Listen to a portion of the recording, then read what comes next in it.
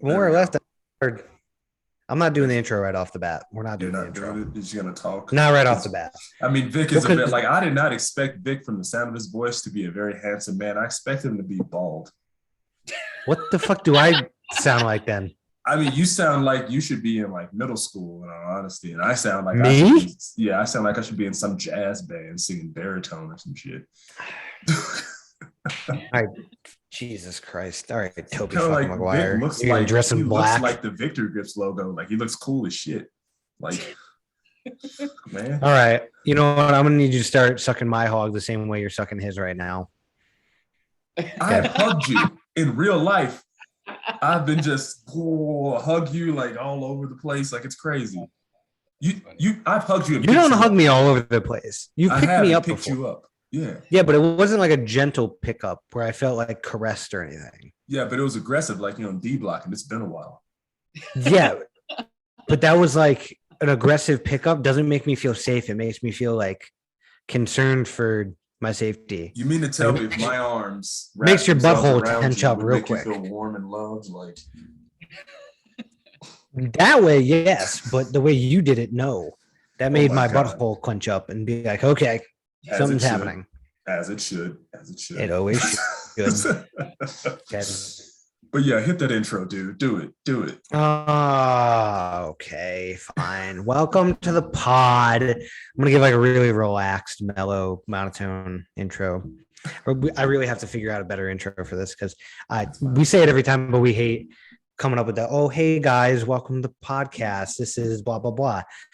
I might just call it in the intro. I might just call it black and white, and then just leave it at that.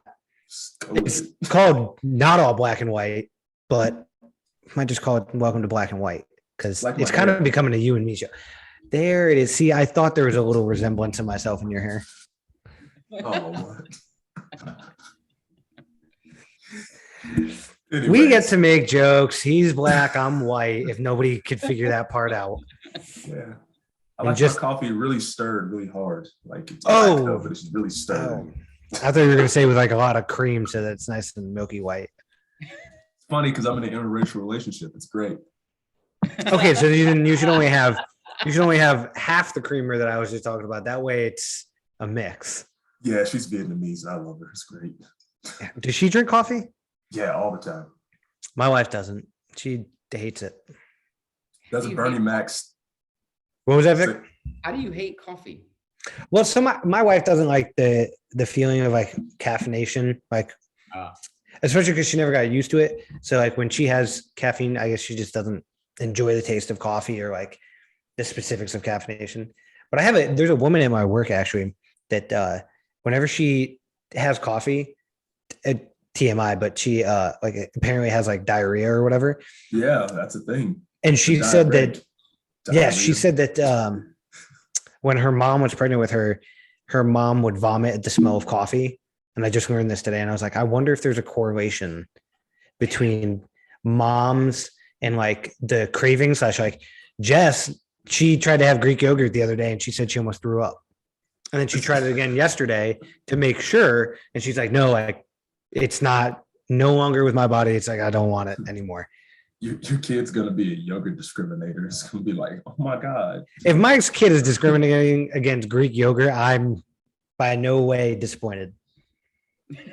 I hate Greek yogurt. It's the worst tasting yogurt. Wait, Vic, do you like Greek yogurt? I like Greek yogurt. Me too. See? Get fucked. Go to goddamn whatever grocery store you go to and go get the Go-Gurts in the back. All right. Go get that Trix yogurt. That's the best kind. I don't want to hear any more bull about Greek yogurt. It's disgusting. It literally looks like lumpy cheese. Jesus Christ. That's cottage cheese. Nice and thick. Yeah, that's what Greek yogurt nice looks and like. Thick. Yeah, like his shirt. Thick. No, don't compare my t-shirt to anything yogurt. Oh God. This t-shirt's about big booty people that lift heavy weights. You don't have a big butt. It's supple, but it's not big. I have a huge ass for my size. For your size. Have you seen mine? Well, sorry. We all can't have CDLs in the big rig. Some of us just have to drive dump trucks. Okay. 18-wheeler pickup truck. No. More like an F650. Still drivable by a family, but it pulls fifth wheels. Whatever. It's like if Victory Grips can hold my thick ass up, they can hold up anything. 'Cause I'm a big boy. Okay. Let's not. Hold your thick ass up. That is not going to be a slogan because the one time somebody falls off a rig, fucked. They weren't Fucked. thick. Yeah, they weren't. They I mean. Yeah, you weren't heavy enough for my grips to work for you. Yeah. We need bigger and larger human beings to test Jesus these out. Christ. So here we go. We got the CEO and owner of Victory Grips, Vic. Yep. I'm just calling him Vic. I'm not gonna go Victor Call because me Vic. the whole Russian thing, saying Victor is kind of weird. But Yeah. You have something against Russian people right now? no. You piece of shit. Jesus Christ. What are you, one of those CNN fuckers that's out here trying to Oh my make Russia God. look good? I get all of my news from Joe Rogan. Oh, I get it. There you go. I get all mine from Apple News. Oh God, I hate that. That's He a sends me all fucking these weird joke. things. You Russian sympathizer. Jesus Christ. But no, Vic, tell everybody in the world what you do, or not in the world, all 110 of our listeners. Hey, now, don't shame our listeners. What do? I design gymnastics grips in a nutshell. Victory Grips is right now currently serves exclusively the CrossFit market.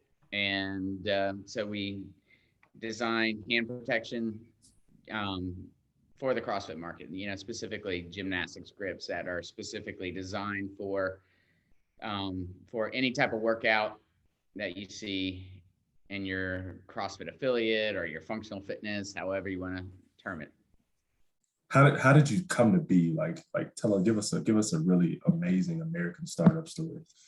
There hasn't been an amazing American startup since 1975. That's true. How did that come to be?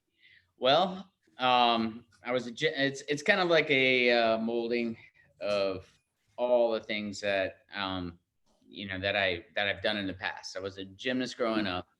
That's the sport I identified most with, and then got into fitness pretty heavily after I stopped competing, and that was basically my major at Florida State, and been a trainer. Gosh, I've been a trainer pretty much throughout high school as well. I trained people in high school, trained people in throughout college, and then I've taught every single darn group fitness class there is to speak of, even step aerobics back in the 90s. This is starting to sound a lot like somebody who recently got fired from CrossFit HQ. Yeah, this is exactly what I was about to say. That. Thank God I don't work for them. Step aerobics. Yeah. So I've been in fitness for many years. I have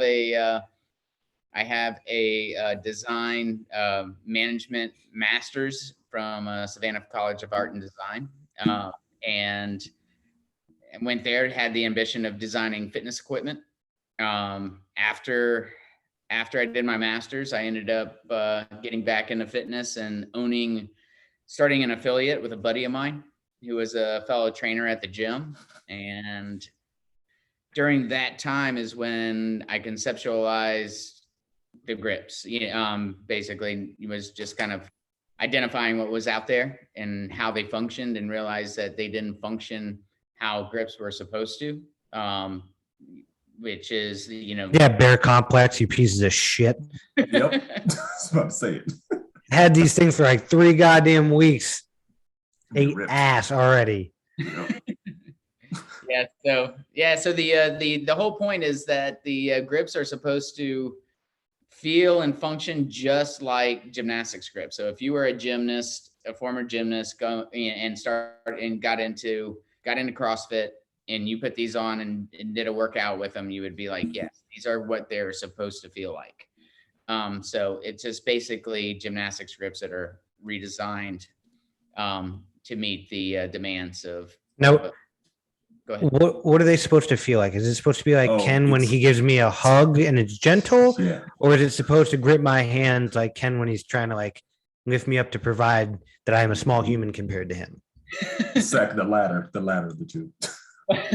Well, to answer your question specifically, so they are supposed to feel like when you grab onto the bar that you're locked in, and then also protected, and that they shouldn't feel clunky. There shouldn't be any. They should be able to feel natural. They shouldn't be able to get in your head for any distractions of discomfort or what have you. So the goal is to work seamlessly within the within your workout. Nothing superfluous, and they do their job. And it's the one piece of equipment that you could actually instantly increase your power output and muscular endurance instantly by having a good pair of grips. I agree with that because I did gymnastics from like the age of like 4 to 7, and then I played soccer like an idiot and decided to run around, and I was like, oh man, this is terrible. Tool. But I remember I remember in gymnastics they gave us the grips with a piece of wood in them, and that little piece of wood kind of locked you in. Well, I guess CrossFit I don't know if they banned it or not, but like that little piece of wood is a difference maker because it just hangs you in there. You're just stuck. You're stuck. And with these grips, the victory grips, and so the way I wear them is I put them on and they come up, and I like to bunch them in my top of my fingers to mimic that piece of wood that is supposed to be there. And like, it was a game changer because I use bear clump. Cheater.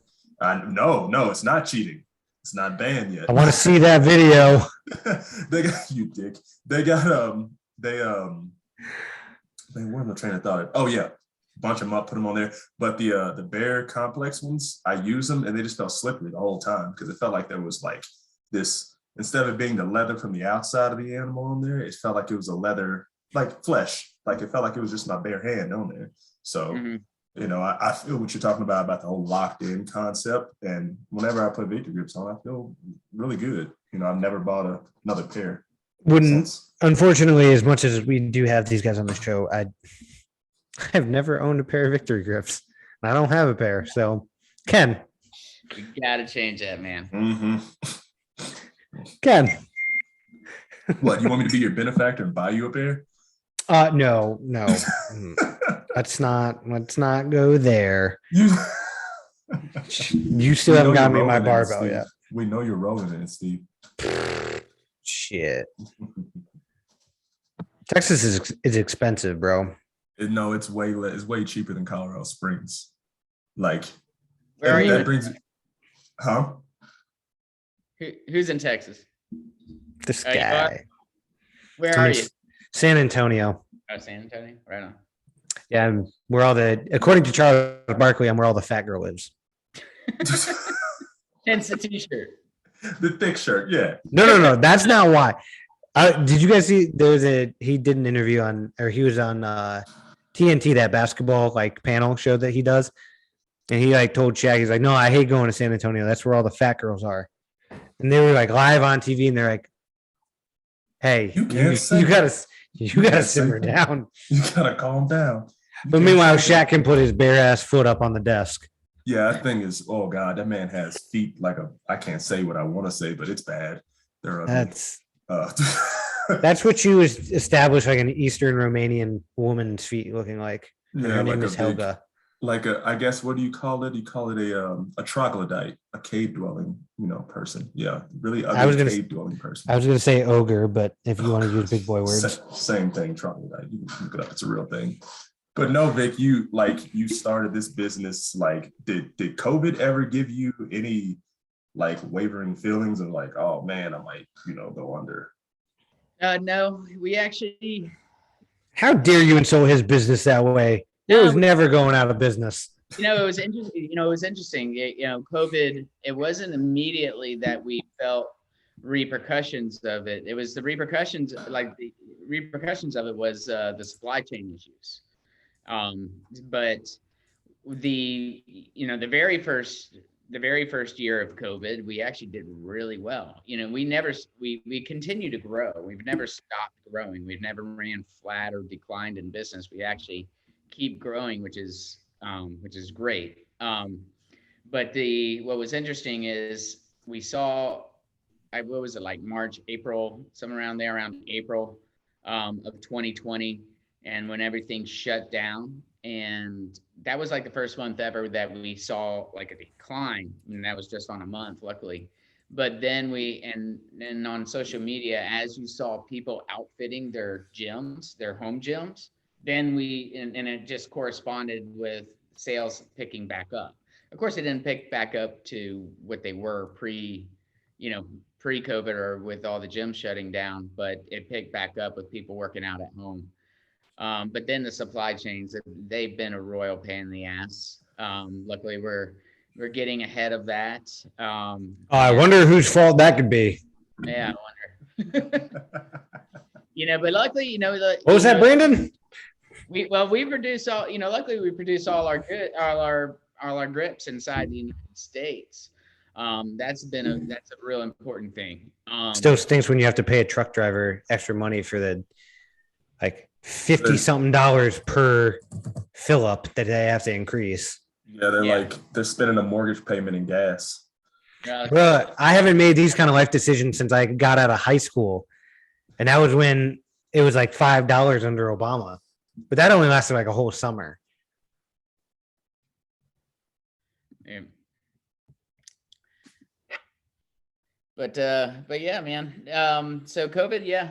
I mean, we're getting ahead of the supply chain. Hopefully that doesn't come back. You're starting to see crap happen in China again. We just get like, there's certain raw materials that come from overseas that we use in the materials of our product. But we're trying to get to a point where the goal is to not only just produce our grips in the United States, but have all our materials sourced inside the United States. So we're making moves towards that. So like, how are you getting ahead of the supply chain issue? Like what's the art to doing that? I know it's probably not a science, it's more of an art. So how do you do that?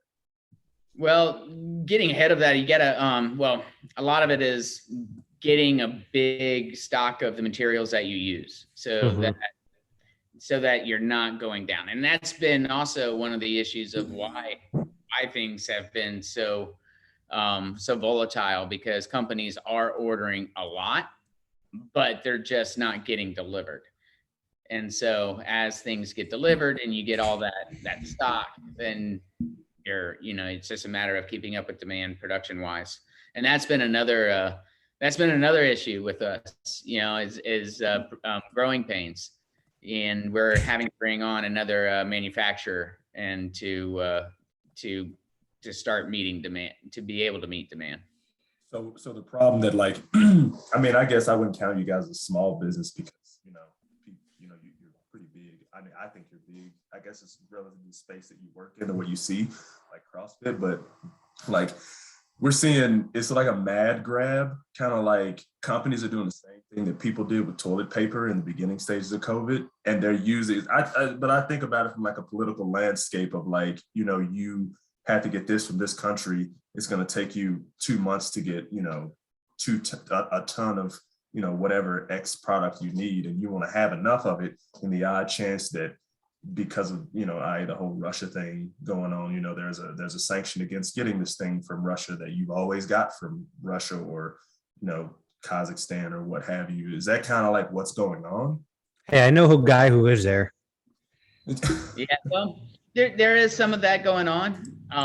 They're just like, materials getting over to the United States. But then once they get to the United States, then there's just that backlog at the port. So, it's just, there's so many different factors involved that it's just a pain in the ass. But we're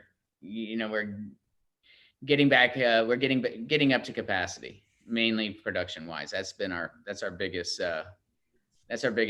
challenge at the moment that we're solving. But luckily, we are solving it. What pair of grips do you guys sell the most out of right now? What's your most popular product? Our biggest seller is the tactical. The tactical material is it's a super thin, very grippy. It's got woven Kevlar on the hand side, and then on the bar side, it's got a rubber compound. It's a material that I it took me about a good 1.5 to 2 years to develop. And so that was the first rendition. It's been an ongoing project because that material by no means is perfect. The woven Kevlar is a bit of a pain, but you can say ass. Yeah, you can say whatever you want, man. I feel like I've said pain in the ass a lot lately, but so that was the first iteration of materials that I'm developing. I'm developing another one right now that I'm about to test. I've been testing it, but I'm about to go into large group testing. So hopefully I'll be a part of that group. You already are, Oh, Steve. yeah. Oh, I am. I sent the email. Hey, I got to juggle between civilian emails and military emails, and neither one of them like me right now. So, bro, I have 5 email accounts. I do project management for the Department of Energy. It's horrible. It's terrible. I have 2 screens in front of me. And real big flex. Every episode, we got to hear about your 2 big screens. Hey, Vic, do you have a big screen? Yeah. I do not have a big screen. I have a small little laptop screen. See, successful business people can have small laptop screens too, Ken. I guess I'm not successful. It may be because I'm the black half of black and white. Huh? I tell you what, the reason why the other reason why we're successful is my freaking wife. She's a genius. See, I like this. This is a smart man right here. Yeah, giving his wife the plug. How long have you and your wife been together, Vic? We have been together for 9 years. 9 years, married 8. What big part does she what part does she play in the company? She runs operations, so she comes from a project management consulting background. Nothing like a good S3 shop. Yeah, she managed software development for AT&T, and so she's super smart, big, long corporate background. Is she the one responsible for selling my data to people? No, just kidding. Probably involved in the software that developed that they could. God damn AT&T. You know, I wouldn't be so mad about people selling our data if I got a small cut of that. Right? Like when you sell all my data, and me personally, I mean, I don't use my phone that often for shopping purposes, but like if you make, I don't know, like a grand off of me alone as a person, if I get $20-$30 off of that, okay. Sounds good to me. I mean, it's kind of like people to do like ambassadorships and things like that, but we don't like those people. Yeah, that's you with Airwave. Hey now. But like, so going back to like your kind of like what's your best selling grip, et cetera, like how much do you guys like statistically analyze your sales? Like what region of the United States gets the most sales for you guys? Who is the shittiest muscle ups and pull ups in the United States? What's the best, I guess, what is your best marketing strategy as well? Well, you know, and just in terms of how we're set up, we do everything online in the United States. So we maintain exclusivity of sales online inside the United States, and then we leverage resellers internationally, and we also ship internationally as well. It's just a lot more efficient to leverage resellers in the global market. But we literally sell all over the world. Wherever there's CrossFit gyms, you can just kind of look at where the density of CrossFit gyms are, and that's kind of like that's pretty much the distribution of things. But our main target is affiliates. So that's where everything is. You got to because there's members and affiliates who they have regular lives. They don't give a shit who Tia is or Fraser is or Justin is. They don't give a crap about Instagram, and posting lifts. There's people that just have their, you know, their regular job, their families, and they go to the CrossFit gym because it makes them feel good and they look better naked doing it. So, you know, so they, you know, so What? they listen to their coaches. Yeah. That wasn't on the brochure. No, it's like everybody just like, oh, start of the workout, everyone just takes off their shirt and all the ladies sit back and go, okay, Hey, they're all taking off their shirt too. They just happen to have a sports bra on. Yeah, but I like dudes don't have to wear bras. Some of y'all should. What, are you talking about my big baloney nipples? I'm just kidding. I don't have big nipples. They're small. Oh my God. It's not like we can notice the difference in color anyways. Yeah, it's all the same color on me. It's fucking hilarious. I don't know, between you, Hayes, and Jalen, one of you guys should be wearing a fucking bra. I think I have the biggest chesticles. Dude, it pisses me off. I don't.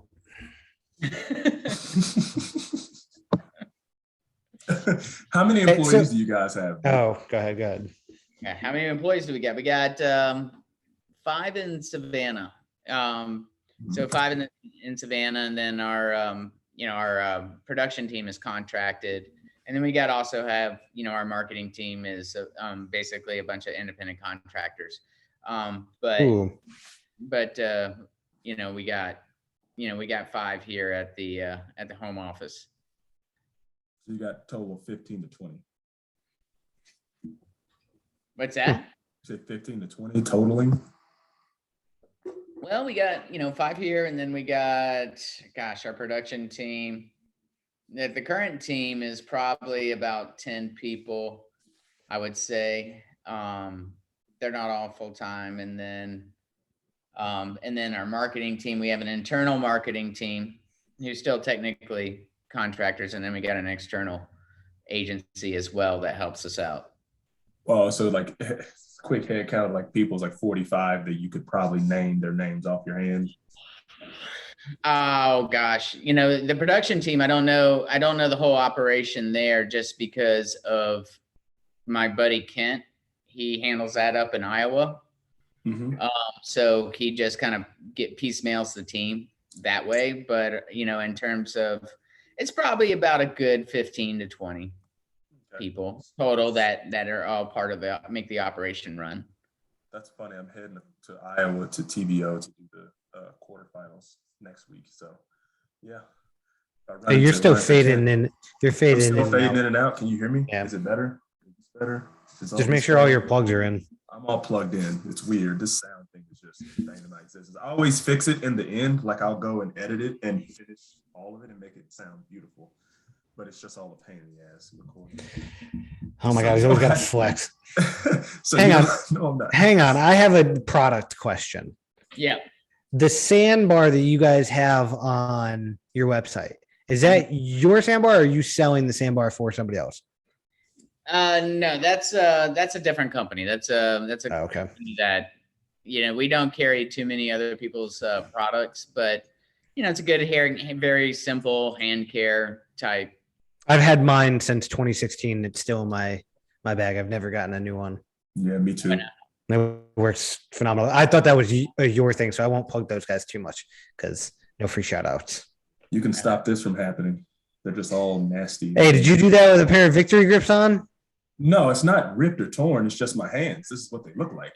Okay, yeah, that's you have ugly hands, but I would have just been like, if I had a pair of Victory grips, my hands wouldn't look like this. I wouldn't have rips. Well, you have non-working man hands. You got some soft ass hands, Steve. You know what? I couldn't touch myself with these hands. Look at this. Oh, good Jesus. Yeah. So Vic, you don't have like, so I mean, kind of like not rapping, but like thinking about what you said, you don't need that many people to start a business. Like you don't need to have the world's biggest. No, look at us. I would categorize this as a business. You just need a white dude and a black dude. Cover all your bases. No, I mean, not really. For the longest time, it was just 3 of us. You know, at the beginning, it was just my wife and I. And, you know, I literally made the product. I made the product in my garage for probably the first 6 months. It was just me making everything.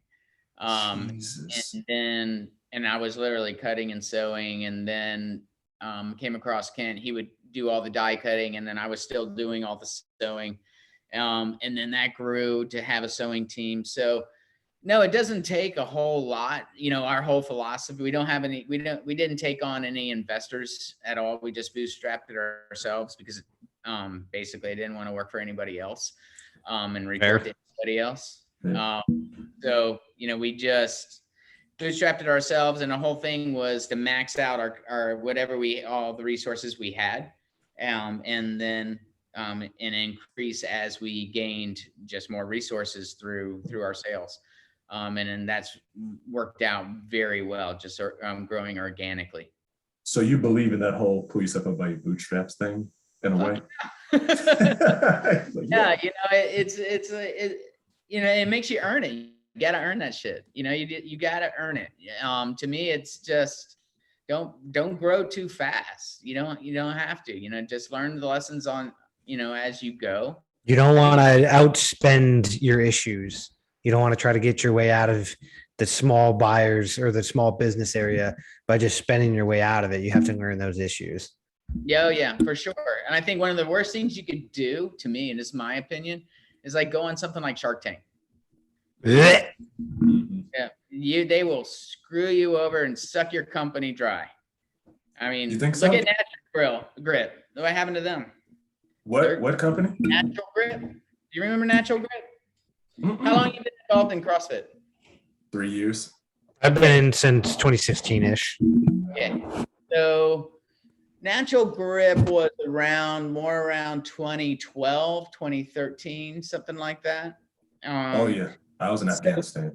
So basically they were a grip company that they just produced basically grips made of tape. When you're a gymnast growing up, they teach you this little taping method where you take a piece of athletic tape, you fold it in half so that it's not sticky, so it's just the non-sticky side on both ends, and you kind of make a loop, and then you put that around your finger and then tape the two ends together right underneath your finger. So it's kind of like this little loop with a tape facade type of thing. It's just a little hasty grip that gymnasts would wear underneath their grips if they needed some extra protection or if they had a rip from training. But they basically mass produced this type of thing and sold it, and they did pretty good, and they went on Shark Tank. And that was pretty much the beginning of the end, in my opinion. It just went downhill. Not to mention they didn't kind of keep innovating, which is essential. And I think in any type of business is to continuing to innovate. But they eventually went under, unfortunately. But yeah, don't take. It's weird to me that companies that are normally successful, because you have to be successful to get on that show. You're telling me you're successful enough to get in front of those people, but not enough to go to like Chase or JP Morgan or like a big name bank and be like, hey, can I get like, you have to have some sort of traction and sales. Less than like 1/4 of 1% of your bank's revenue from last year is all I need. And you can have 50% of my company. Yeah, you got to have viability for sure. Joey Diaz said it once, not to quote a comedian in his act, but he said, you don't need a bunch of friends. And if you had 3 really good friends, 3 really solid motherfuckers, you could take over a country in like a year. No doubt. You can do that shit. 100%. So 100%. You don't need 100 people to make this company work. And certainly not in this space, because I think what we're starting to see now is between all the different social media platforms, all the different influence, like we can see a war currently through our phones. Mm-hmm. I think people are starting to see that you can do a lot more with your phone and a lot more with like social media alone. You could practically run your entire business straight out of your pocket. Oh yeah. What you could do, like how you could make a business work and be successful just through social media and, just applications is amazing. Yeah. I mean, being able to do it out of like your garage and starting it out of your home, that stuff, I think it's seriously impressive just because you have to leverage whatever money you have on hand, whatever capital you have, and then slowly grow it out of that. And you were right. I think trying to jump across the like proverbial, like, I guess, like a river to get to the other side of like, hey, like, we're going to start making a big profit off of this. And we're going to start being like a business with like a front end where like people can, like, brick and mortar, they can come in and get our stuff. Right now, that's not the time to do it. No. But B, you also don't need it. No, you don't need that. Malls are dying. Like, malls are dying because no one goes God, to a mall. I can get my groceries from Instacart and have them sent it to my house. That's crazy. I knew you were one of those. No, not me. Tam is that way because she's like, I just didn't want to go to the store. And I'm like, that's a thing. I found out 2 weeks ago that Instacart was a thing. I had no idea, man. You're so silly. If you have a halfway fixing my microphone, there's going to be somebody who will buy it. You think so? Oh, Really? God, yeah, absolutely. You just have to put it out there. A lot of people just don't have the balls or the audacity just to start putting it out there. They think, oh, I got this idea and it's pretty good. I like it, but I don't know. It probably won't sell. Well, AKA this podcast. Well, yeah, but that's the thing. You just gotta do it, man. If you have an idea and you start, you just put it out there, put it out to the world, give it to some people, let some people try it, get opinions. You just got to constantly put it out there. And eventually you're going to refine it, be based on people's feedback. If you just listen and observe and refine that cycle, listen, observe, refine, you can make anything work. Honestly, I think so. With varying degrees of success, depending on what the product is. Yeah. But Sure. I mean, this podcast is getting, I actually got a chance last week to go to my favorite podcast, which is very well established. I think they've been around for almost 8 years. They have like a Hollywood studio set up for a podcast that is a whole floor of a building. They have multiple different studios, the best equipment, all that stuff. And at the end of the day, it was like looking at their stuff, looking at how we try to do ours now here, and just kind of noticing that difference. But at the same time, like how there's levels to this shit. And if you want to do it, you have to start at the ground, unless you're like certain people who start up podcasts and they have like, hey, we got people who want to just hear you talk on a daily basis. So they're willing to donate like $5 million for a studio. For a majority of us, we don't have somebody in some form of, company trying to call us and be like, hey, we want you guys to go out on YouTube on the daily and produce these shows and we will pay you a salary. There's not a lot of companies that have that ability. And there's not a lot of Ken and I's that are willing to do it in the way that, like, we know podcasts, like, we can say whatever the fuck we want. And it makes a difference in the sense that nobody wants to watch the news on TV anymore because, like, you're going to get the same shtick from everybody. Biased. Well, not only that, but like, hey, I want to hear my newsman and like swear. I want to say it's going to rain like a bitch tomorrow. All right. Pack your fucking rain jacket, park your car in the goddamn garage, and tell your wife she's parking her shit out on the curb. All right. That's what I want to hear from my weatherman. I'm not going to get that. And the other thing is the personality that you get on a podcast is so different compared to that of which you get on any TV show. So this because no one owns you. Yeah. Well, yeah. Oh, I mean, until you're in Joe Rogan's situation, which somebody does own you when they pay you a salary. And it's like, if it's not black and white for produced or like starring us, but produced by Victory Grips, paid for, they're our title sponsor, then it's like, hey, Victory Grips is like, hey, we need you guys to back off on talking shit about Matt Fraser. We're about to sign him in 6 months or some shit. Yeah. It's like, you can't call him a bastard. Like, you can't do that anymore. No, I wouldn't do that anyways. He'd probably kick my ass. He's a small human being. He is a tank. He's a good dude. I like Matt. It's either don't talk about Matt Fraser in a bad way. Okay. We want him on. Fucking dial him in then, motherfucker. Honestly. But all the best guy CrossFitters are not very tall. I mean, they're like 5. Suck it, Ken. You tall motherfucker. Yeah, I'm like 5'11", and then my arms are 6'5" across, and I'm 220 plus pounds. Not supposed to work out for me. My question is going to be when is people like some of these athletes, when are they going to start their own podcast? I feel like this is the next avenue of like, currently we have like Instagram. I would say that's probably the biggest platform for everybody now. Nobody uses Facebook. That's like old people shit. Yeah. You're not going to advertise or do anything through Twitter really, because it's just quick reads and whatnot. Even though I think they tried to do like the stories bullshit, but that was not a good idea. And then TikToks. But I think once people kind of get sick of the short, like very quick scrolling stuff, I think podcast will be where a lot of people end up. And then eventually this will die out and we'll go back to something new. It'll be the metaverse. Yeah. I love Fuck that. Are you guys going to be selling victory grips in the metaverse? If so, I want in on that NFT. God, the fucking metaverse. Are you into any of that new stuff yet? That's like what that would be a new section of business that we could talk.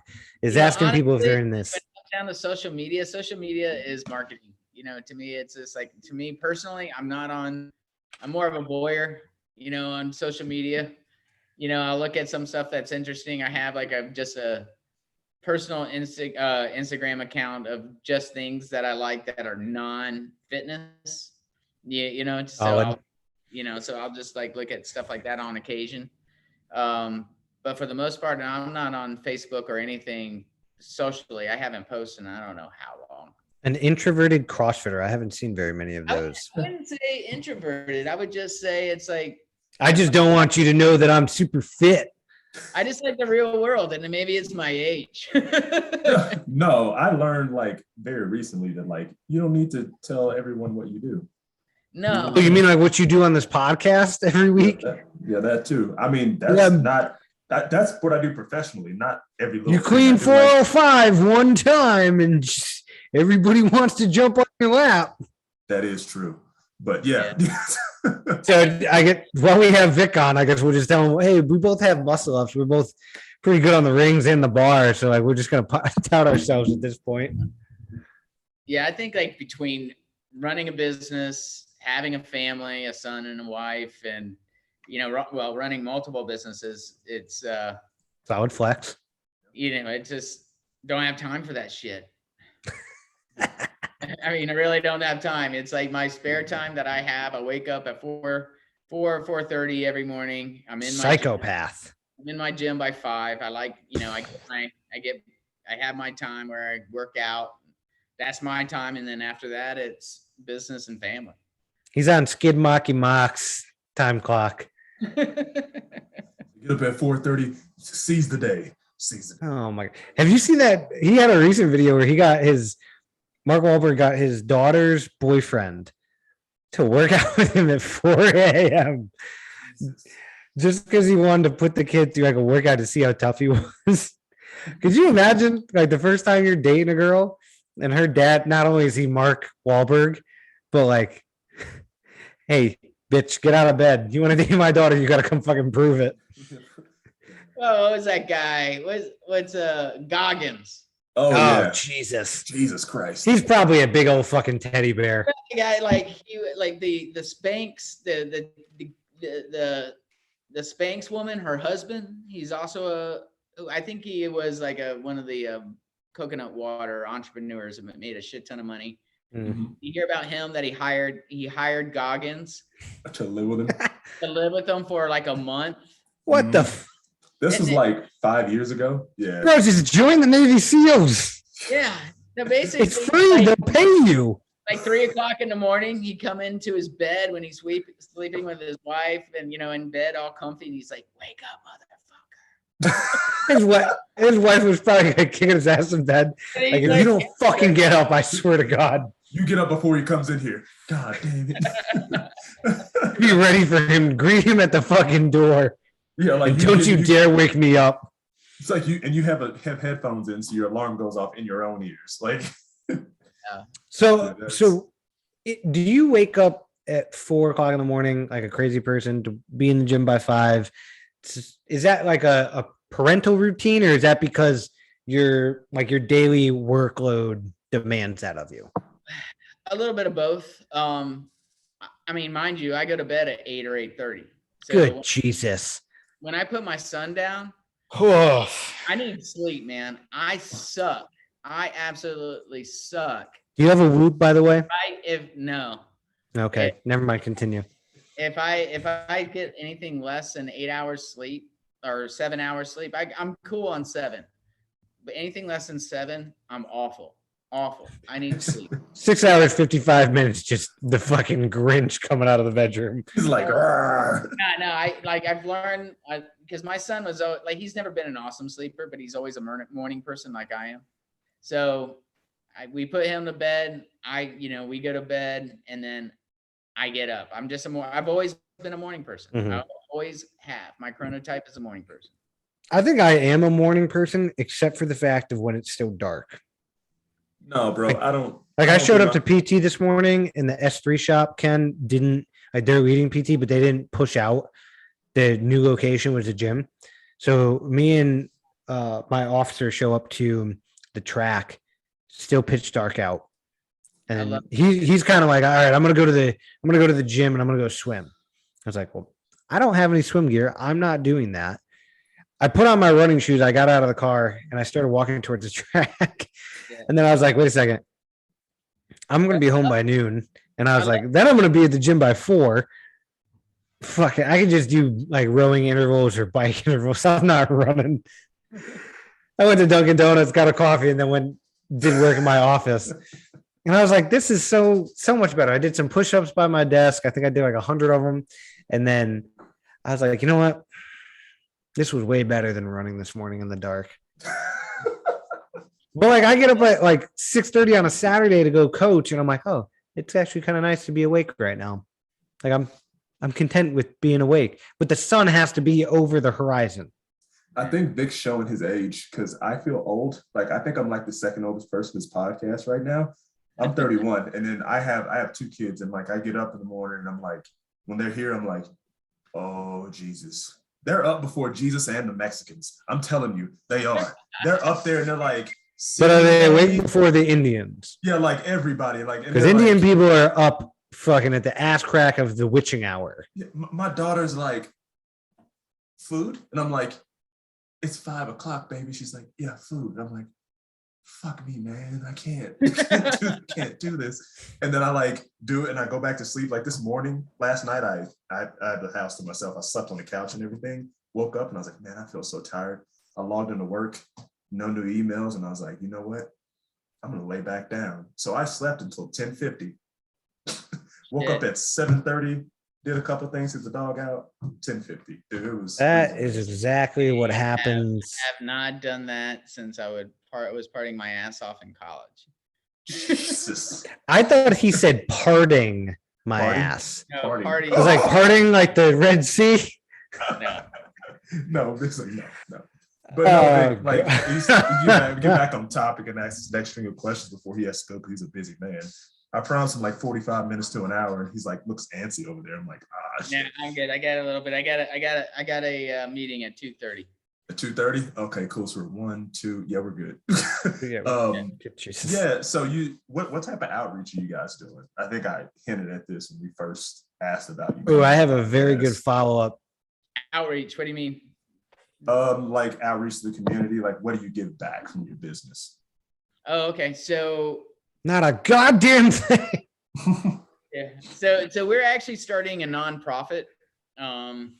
So the nonprofit's going to be Victory Foundation but it started off as we started last year when we did a campaign called Victory Gives, and like a lot of people were just apologize about that. Oh, you're good.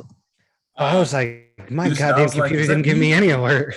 Yeah. So what that was, a lot of people were just struggling, just had a shit year during 2020. And so we basically set aside like $15,000 and helped.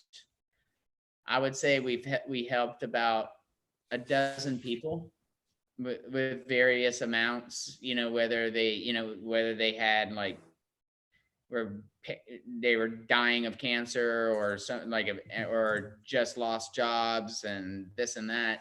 So we just did what we could to help some people out. Mhm. And so from there, that started the idea of starting a nonprofit.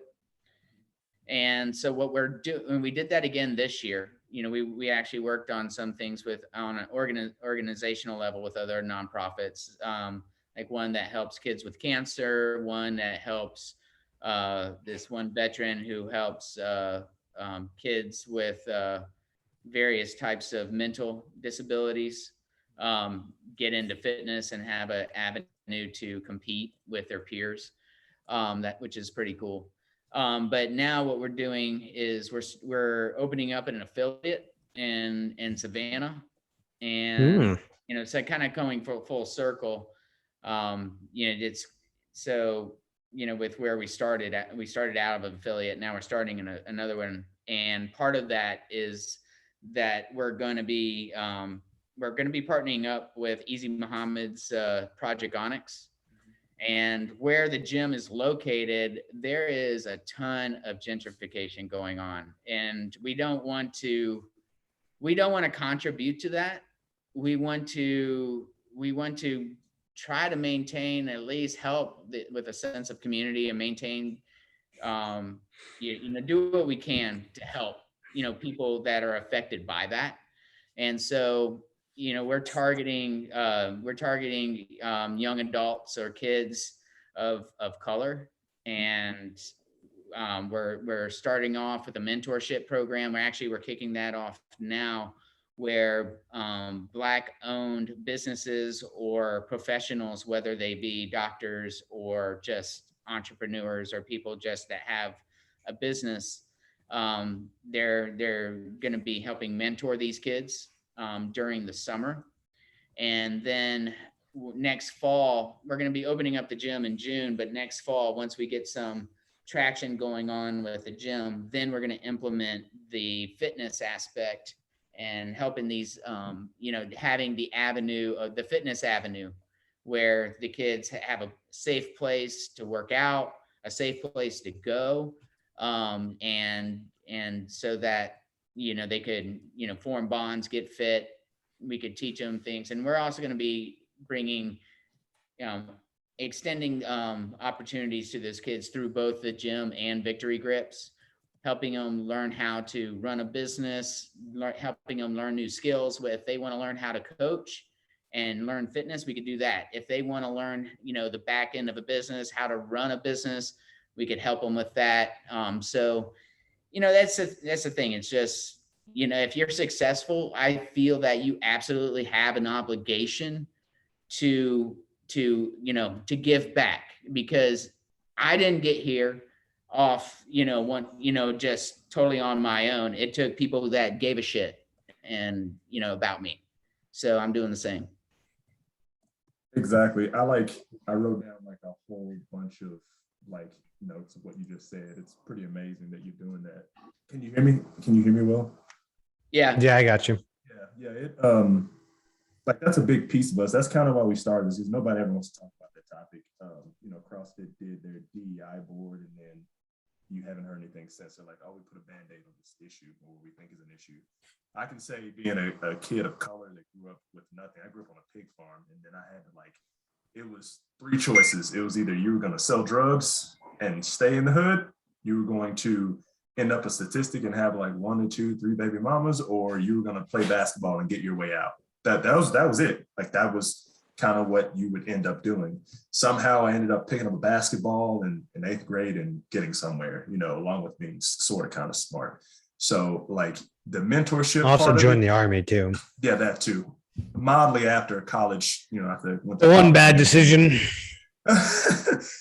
I look at it and I go, man, if I'd have had somebody else, which I did have a few mentors, that's kind of why I think I ended up in a better position than some of my peers. If I did have a mentor that was successful, that had a profession, that taught me all these little things, or how to navigate life and what it took to get there, other than what I was being taught in school, which is honestly a bunch of bullshit. It's, I would rather learn about taxes and economics and how to weld and do all that in high school, then honestly, calculus doesn't make sense there.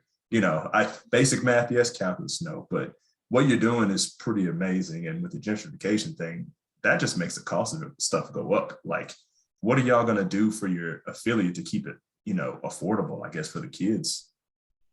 Well, for the kids, it's going to be free. I mean, they're going to have, so part of that is it's just part of the nonprofit. It's part of getting them in there and getting them working out together, or getting them to work out with some of the classes. We're going to, so it's just exposure and representation. We're exposing them to various types of people.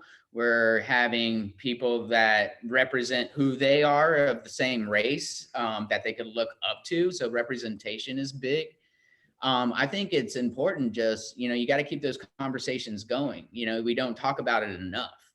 And I think, you get incidences like George Floyd, or whenever something bad happens and it comes in the limelight, and then the conversation goes away and gets brushed under the carpet, as opposed to like a constant, like, it doesn't have to be constantly in your face, but I think it's a matter of like getting out of your bubble. Easy always said that, get out of your freaking bubble. Black people are out of their bubble all the time. It's weird. and, it's gotta be. So it's like, to me, it's like, yeah, I need that. I personally, selfishly need that. I need to be constantly exposed to what the real world, like what people are experiencing, because, that's just, to me, is going to make me a better human being if I have that ability to foster my own empathy to what other people are going through. I don't really understand the struggles. I'm not that way. I've been a privileged white kid. It's refreshing for you to admit that, though. It is. Yeah, but that's the thing. It's like, I want to understand the struggle. I want to feel that struggle so I could help people overcome. I think it's part of the natural coach in me, or maybe just somebody who just cares about people. I just want people to be better. I want them to reach their potential. Yeah, people treat the world, or treat life, like it's a zero-sum game. There's so much money out here. There's so many resources that it's you could literally make everyone a millionaire and everything would be fine. People would still be buying shit. I remember when I first got my Jeep here in Colorado, I was 27 years old, 28 years old when I got here, and I got pulled over by the police. I had a tent tag on, and the officer was like, "Oh, is this your car?" I'm like, "Yeah." I showed him the registration. He was like, "Oh, well, I'm gonna need you to wait outside the vehicle." I'm like, "Why?" He's like, "Well, we have a rash of like stolen cars, and we want to just check your stuff." I'm like, "You can check it with me in the car." And he's like, "Are you gonna do what I say or no?" And then I went back to what my mom had taught me when I was very young, and she was like, "Just put your hands up, get out of the car, do what you're told, and shut up." I sat on a curb in 28-degree weather for like 2 hours until a black officer came up, pulled up, and said, "Hey, what's going on?" I'm like, "He thinks that I stole this car. I just showed him a registration. I had the Carvana package. They just delivered it to my house a week ago." And I'm like, this is mine." And he's like, "I'll fix this." And he just chewed out the other officer. And he's like, why did you pull him over or whatever? And then the black officer came to me afterwards and was like, "Yeah, I think he was just, fitting you into a profile and demographic. We apologize for this, et cetera, et cetera." And I was like, man, I wish that everyone could understand at that moment how I felt. I felt disenfranchised. I felt like I was not good enough to have the same nice things as someone else, which is totally not fair. Totally not true. I worked hard for everything that I do have. And with you doing that, if there's something that I can do, because, I came from nothing, a predominantly minority neighborhood. I think I grew up with like one white guy down the street from me, and he was a country bumpkin like me. And I ended up, getting an engineering degree, getting a master's, and doing all this good stuff for myself. If there's anything that I can do to help your foundation, like I'll mentor a kid, but I'm in Colorado. So, I'll do the best that I could. Honestly, I think that's and I appreciate that offer, and I will absolutely 100% take you up on that. I would love to have both of you guys come down, to the gym, work out with these kids, when we get it going, and you could just talk to them. I think just, just being around somebody who looks like them and somebody who doesn't. I come, yeah, and so but that's the thing. It's like you got to know that there's other people out there in the world. You got to build trust. You got to build that trust, and let them know that there is opportunity, no matter what. Yeah, the world doesn't stop after your street corner. Yes. Yeah, that's probably the most relatable thing that I think everybody, regardless of what background you actually come from, just as a kid, realizing how big the world is a very hard concept for your mind to wrap around. It's like like if you're a kid and you have the opportunity, like your parents are, they afford you the opportunity to go like Disney World or, Six Flags or some shit, right? And you go across state lines or you go just take a flight somewhere. That flight may be 3 hours, but that flight goes over millions of other neighborhoods just like yours and on the other spectrum of what yours was. But you never white, black, indifferent. It doesn't matter. You don't think about that. We're obviously as a full grown adult, we're like, oh, wow, look at all those people down there. Right. Kids don't know that. So I think one of the things if I get a chance to come to this gym, I'm coming. I said, if I get a chance, that's based on the Army, not me. You're coming, Steve. For sure. I'm definitely not telling those kids about the Army for sure. Hey man, make it on your own, brother. But the one thing the Army did teach me was the amount of other people that are out there, kids from bumfuck Nebraska, talking to kids from like rural Alabama, talking to a kid from the middle of fucking Connecticut I had traveled to some places, but I didn't know. Yeah. And then to understand that other places have different words meaning different things. It's not just soda pop versus, Coca-Colas. Or a drink. Just yeah, exactly. Let me get a Coke. What does that mean? Oh, it could mean a Pepsi, root beer, Pepsi, Sprite, orange soda, purple soda, whatever.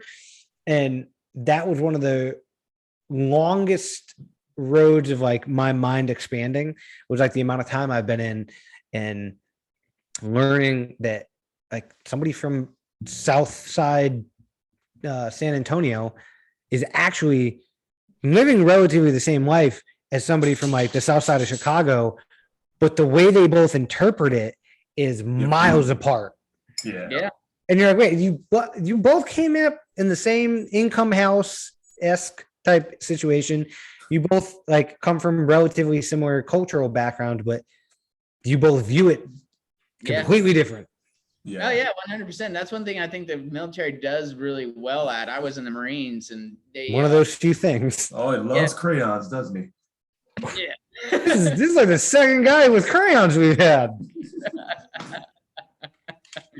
But I love it, man. You go to Parris Island or whatever, Pendleton. You go to boot camp. They shave your freaking head. They take away your identity. Oh God, that's the worst. And that haircut is 5 seconds long. And they leave you a whole bunch of shitty spots that they missed. Oh shit! God forbid, some of these kids had freaking moles on their head. Oh my God, those are the worst. They don't even stop to think. Hey man, is there any disfiguration? A long line. I thought it was fun. I thought it was so funny. The funniest ones are the guys that show up to basic training or boot camp and they have long hair still. Why the fuck would you get on the bus with that thing, man? Why'd you get on the bus with dreadlocks, man? Why would you do that to all of us? You have to know you're gonna get picked on now. Oh yeah. That's the same guy that shows up all super buff and strong and shit. And it's hey man, you are now the weakest link. You gotta run. You are strong. No, it has nothing to do with the physical fitness. It's just you are now the weakest link. Anything that you do bad, everybody's gonna fucking know. Yep. Don't come here looking all fucking yoked. We don't want that shit. It was like the movie The Guardian with Ashton Kutcher, where the big strong dude drowned in the fucking pool practically. And he's hey, muscle doesn't fucking float, man. We don't need muscle bound dickheads in these units. So when they strip you of those identities that you have prior to the Army, I guess that is something that is very good because I am a very different person than I was prior to, but this is the person that I always wanted to be. Mm-hmm. Yeah. I grew up really quickly. I understood very quickly that that what I was doing had a somewhat of a bigger purpose. And then I also understood that no matter if I was, if the dude next to me is white, if he was raised by, I actually had a dude that was raised by a KKK member. He was the nicest guy ever. And in the beginning, he was like, why are all these black people around me? Like, he didn't know what the world was till he got on that bus and saw all of us. And then after the 16 weeks of, basic and everything, he was best friends with everybody. And he was like, man, I wish I could give this experience to my father and my uncle. I really hope he wasn't in the National Guard. He is in the National Guard. His name was Drinkwater. That was his last name, Drinkwater. Yeah. Oh, I think I've seen him on like Army What the Fucks and shit. Yeah, that's the kid from like 2011, I think. Yeah. That's really shitty that he was in the National Guard and went home. Mm-hmm. That's really shitty. Went right back to it. Oh, fuck that, man. I commend you guys for opening up a gym in those areas. I think that's one of the things we have talked about. I make it known pretty much every podcast because I feel like we end up bringing this up, but we don't have a shtick where like we just try to talk about the people who aren't well taken care of around here. But coming from two dudes that like the Army is hard work regardless of whether you're an officer or enlisted. So you have to earn your money, even though some of us can go to sleep in our cars or come home by noon. Sometimes you get lucky enough.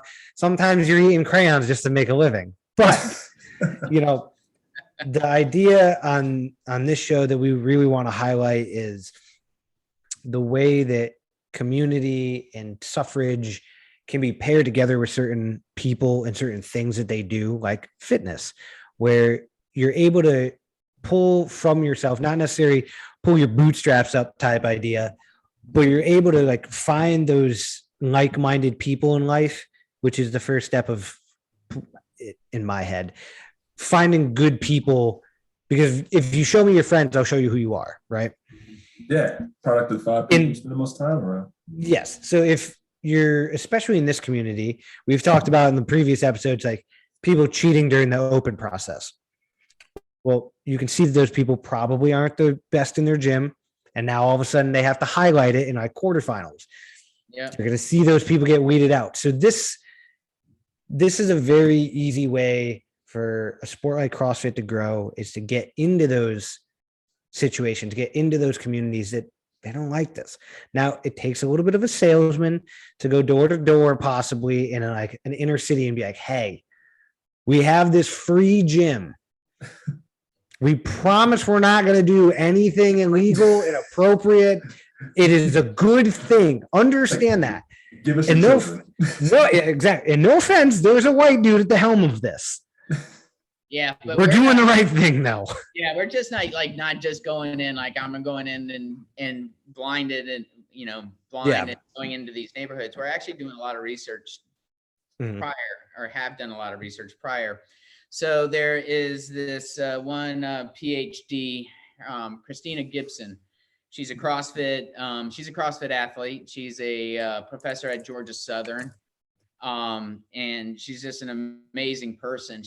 Her PhD is in sports management, but her whole shtick was, prior to us meeting, or still is basically empowering young women of color, because she's a Black woman herself, through fitness. And when I approached her, it's like right up her alley. So she basically, like, upon her and I talking, she's is a Victory Grips customer. That's how I know her. And she's since become a friend. So she basically now has dedicated a whole an intern to our project, doing research, setting up the program, and we're doing it in such a way that has integrity, we're educated by it, we're understanding the needs of the community.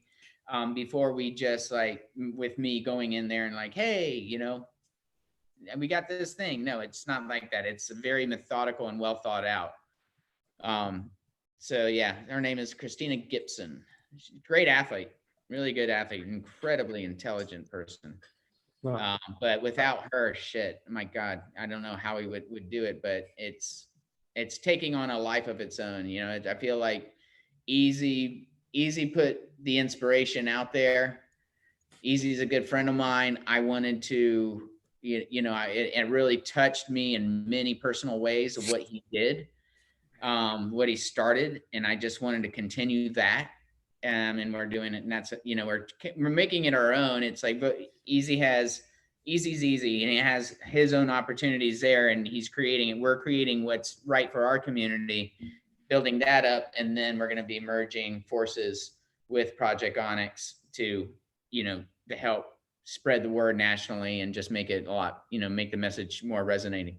With the spread nationally, are you guys waiting until after this gym opens to then like start looking at the next gym to come out, or are there other people that kind of on the other side of this that are already kind of just waiting for you guys to open to they can? Perspective? Well, that and just like how you guys are making this like almost like a partnership type deal, it sounds like. Are there other partners on the other side just waiting? Well, there's Project Onyx they're in charge of making chapters throughout the country. That's what their project is. Okay. We're like the first one, we're this first wave of gyms that are involved. Yep. But we're doing it in such a unique way that because we're applying social research tied to it. We're good. We're applying it in a very unique way and laying some really good foundation that is going to set a benchmark to what's to come, hopefully.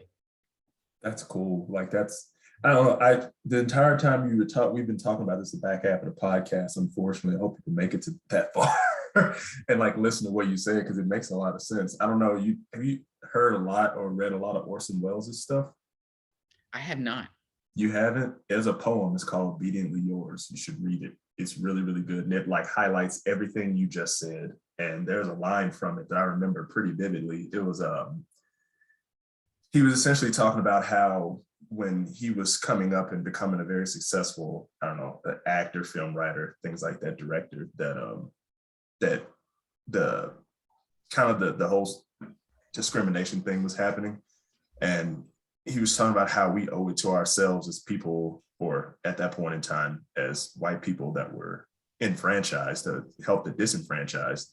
And he said, and I got the 3 lines written here, he's like, a healthy man owes to the sick all that he can do for them. An educated man owes to the ignorant all that he can do for him. A free man owes to the world's slaves all that he can do for him. And what you just said in there and all this highlights those 3 lines. And that's amazing, man. Like, Vic, if there's ever a Libra scale of like, oh man, is Vic a good person, a bad person? Fucking Vic, you're a great person, dude. Like it takes a lot of balls to do what you're doing, and it takes a lot of self-awareness that people in the general public don't have to kind of see a problem and try to fix it. And I'll give you this one last question for me, because this is my last one. In the term of you opening up an affiliate, do you think that this will somehow, some way open the eyes of CrossFit to say, oh, he's doing this, we should do more? Or do you think CrossFit is doing enough, or should they do more? Well, there's a report that just came out today that doesn't make them look too good at it. So nope. Yep. That's why I bring it up. Yeah, I think everybody could do more. I think if you feel like you got to ask the question, can you do more? You probably should be doing more. Yep. You shouldn't have any questions about it. Like, if you think you should, you should. Are you doing the right thing? Well, give yourself a gut check. But I think we could all do more, especially with things centered around race. I mean, if you just look at to me, what highlighted the issue is we're in Savannah, Georgia. There's a huge Black community here, huge. You could probably count the amount of Black people on your 2 hands alone that are involved in CrossFit in the Savannah area. That is just unsacked. And then I guarantee you that just like, it's kind of like, it's like, here we are, we have a huge Black community. That doesn't make freaking sense. Yeah. And look at our sport. Look at our sport. It's very white dominant. Yeah. You keep telling me that there aren't really good Black CrossFit athletes or potential Black CrossFit athletes. There's no doubt. Yeah. Look at That all the just other don't.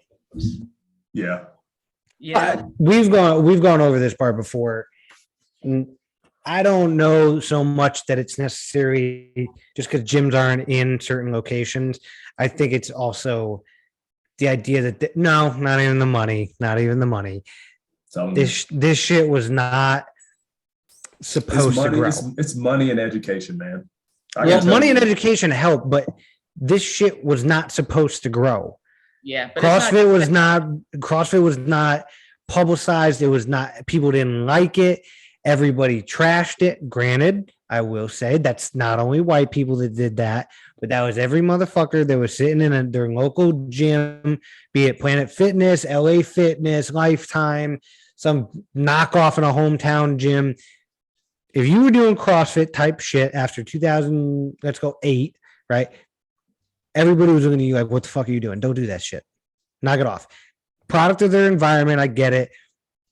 I will always give somewhat of pushback on whether or not gyms being in certain areas or financial reasons. People were willing to pay LA Fitness back in the day a hell of a lot more than they are now when they were just starting up. But that was because it was a gym, it had a brand name, it had the et cetera. CrossFit, I don't think has gotten to the point where it can say, hey, let's lower these prices completely. Because at the same time, all these gyms, all these competitive athletes, they are not the ones fronting any of these bills. And I get it. Like after that report today by CrossFit or by Morning Chalk Up, they don't CrossFit.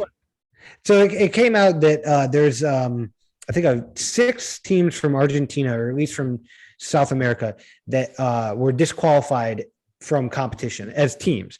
Now, each one of those individual athletes on all of those teams were allowed to go compete individual. But the problem is, most of them were signed up to gyms and affiliates that either were not physical facilities, they were just people who bought the name but didn't have a place, right? Or it was vice versa, where they had a place but they weren't paying their fees, so they weren't like gyms anymore. But this whole report kind of came out and made it look like they're saying in those countries it's hard to pay the affiliate fee and pay for rent. Now, It's also a function of Venezuela not allowing people to pay with Venezuelan. I thought it was Argentina. Not Venezuela. Yeah, Argentina. Like Argentina not allowing people to pay American companies from Argentina. Like they don't want their currency being transferred into U.S. currency. That's a huge issue. Yes.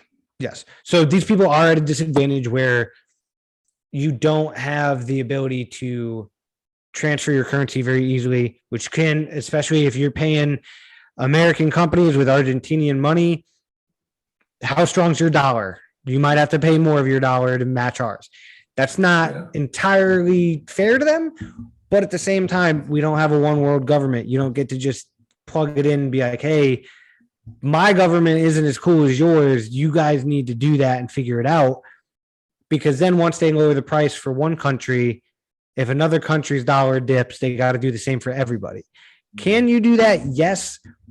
But CrossFit is the one that is continuously footing the bill.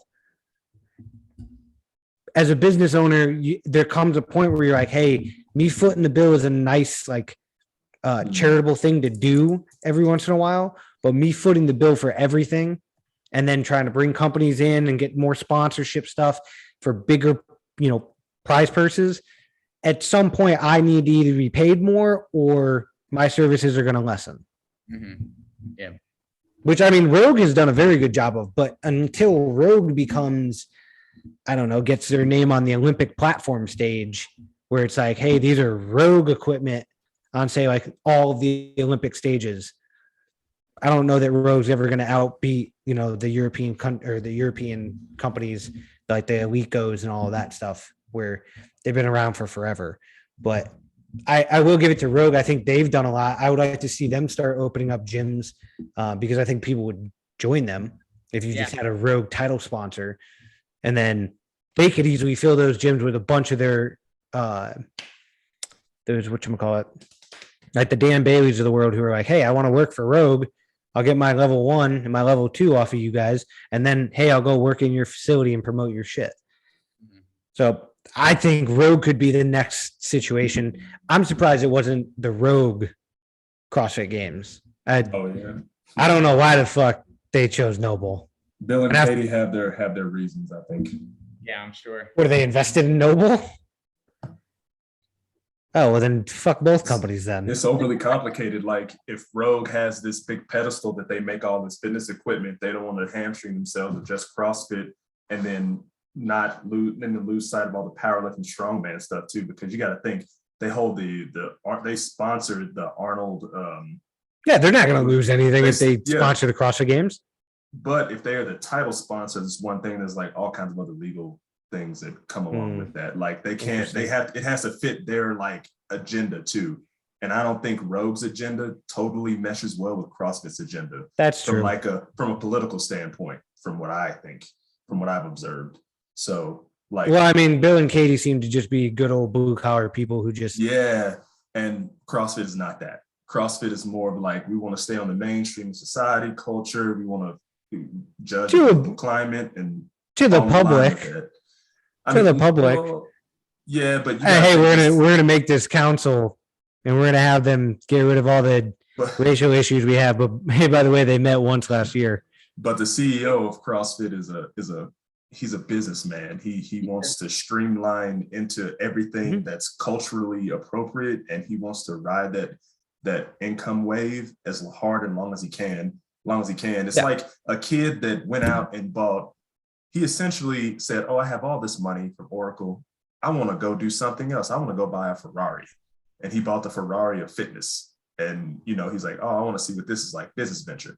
I guarantee you in like 3 years, he might not be the chairman of the board anymore. He might just sell the company and be like, "All right, cool. That was fun. Peace out." I mean, I would hope he doesn't do that, but I hate to do this, but I have got to go. We got a meeting in like right now. Okay. But it was awesome talking to you guys. You as well, man.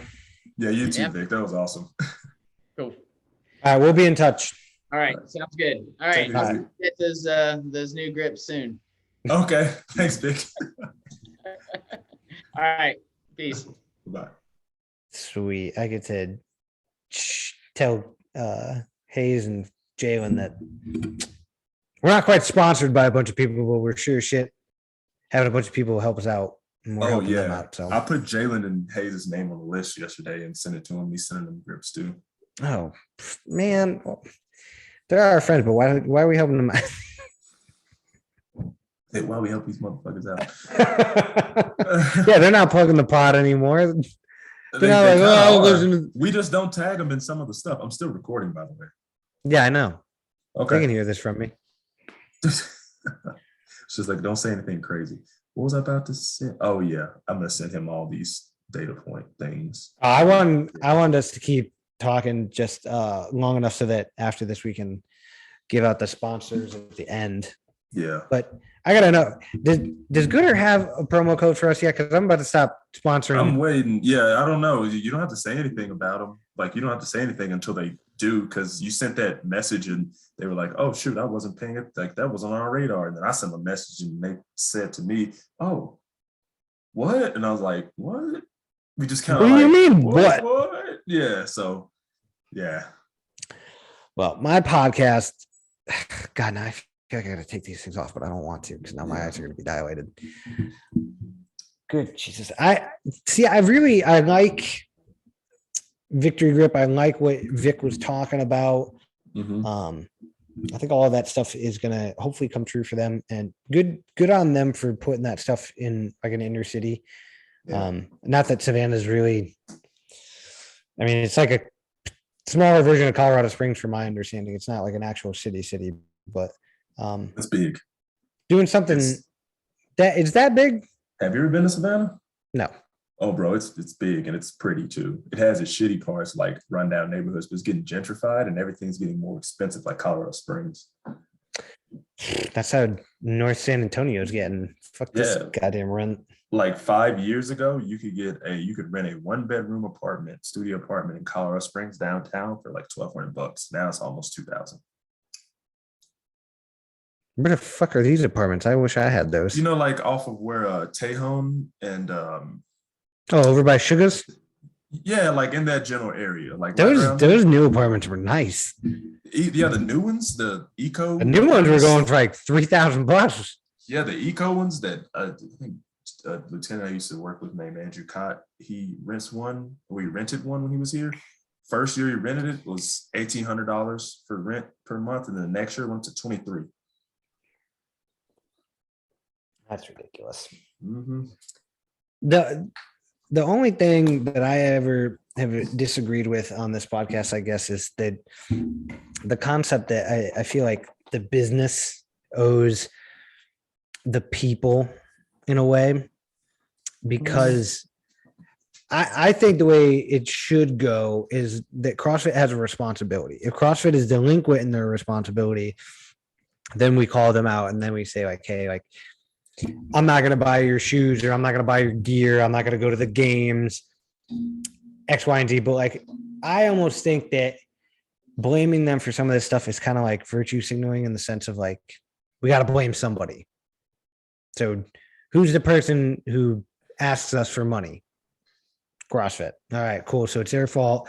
I think in that morning chalk up, I think they did a very good job of trying to say that that's a world economy problem. I don't think that's necessarily CrossFit. I think CrossFit could subsequently just say like, hey, pay us in your currency what the equivalent of $3,000 is. Because if they do that, then everybody else they go to, it's the same fair deal.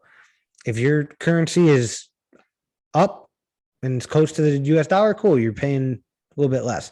But I can also understand in their country, like having a warehouse essentially big enough to house a CrossFit gym and equipment. That is not a very accessible place for that, right? Like the world is a big place. Rogue is not going to ship a whole bunch of stuff very cheap to a place in Argentina when they could send it to Georgia. So yeah, but like, I agree with you to a certain extent. Like, I think that businesses should have some type of social capital. Like, they should give something socially back to the people that make them their money. Because if everyone stopped buying their thing, which is probably not ever going to happen, but if people stop buying their things and they die, the business is the body and the people are the blood of the business and the organs. Very true. If one group of people, like if all Black people just boycotted CrossFit and went, nope, not going to do it, they would suffer a little bit. They probably wouldn't die, but they, hurt pretty good. And I also think that like, they shouldn't get too involved. I'm going to play devil's advocate to my own self. Like, I don't think they should get so involved socially that they try to fill in every social line, like the social environment. Like, I think that diversity and equity and inclusion are important, but they should pay attention to what the data says, kind of like what empirical pieces you can hit off of. So like, okay, we are following, this thing is socially acceptable right now. So like, the Black Lives Matter thing, right? Cool. That's a wave that everyone's still riding. CrossFit's, of course, going to ride that wave. If they had done a better job of supporting that ideal, other than ousting Greg Glassman, then they could have made a bigger long-term impact than a short-term impact. So what they did was a short-term impact and solution where they could have made more money if they had done or said a little bit more. That's true. It's very true. I think there's a lot of work to be done in a lot of different ways around the world currently.